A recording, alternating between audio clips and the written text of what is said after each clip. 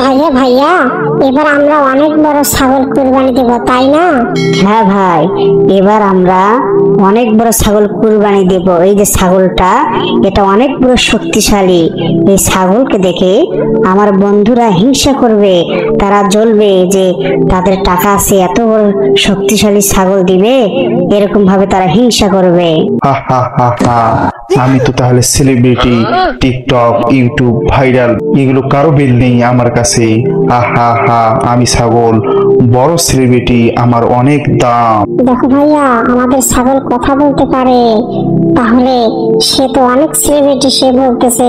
ভাইয়া, এই জন্য তো বললাম যে আমাদের ছাগল দেখে তারা হিংসা করবে।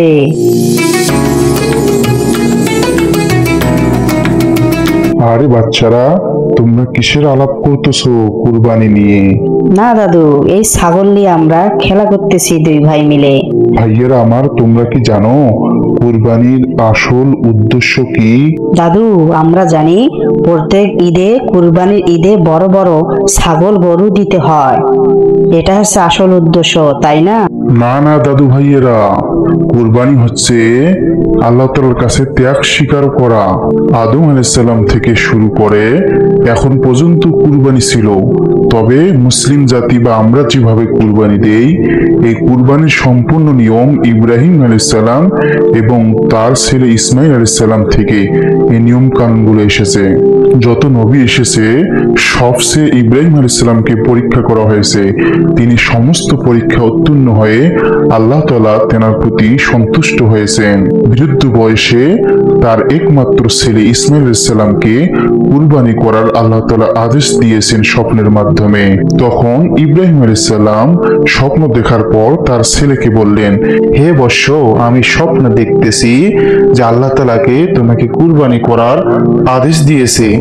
এ কথা শুনে ইসমাইল আলাইহিস সালাম বললেন, বাবা, আল্লাহ তাআলা যা আদেশ করেছেন আপনি অবশ্যই পালন করুন, আমাকে ধৈর্য সহকারে পাবেন ইনশাআল্লাহ।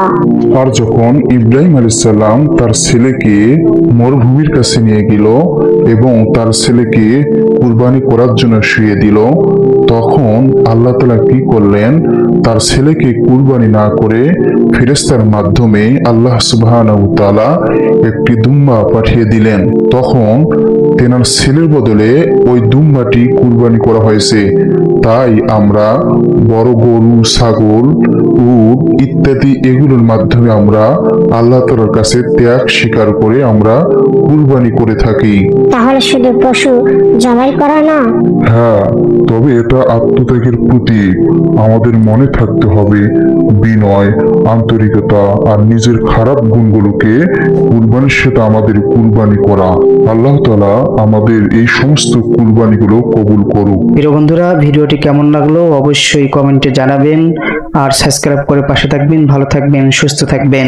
আসসালামু আলাইকুম।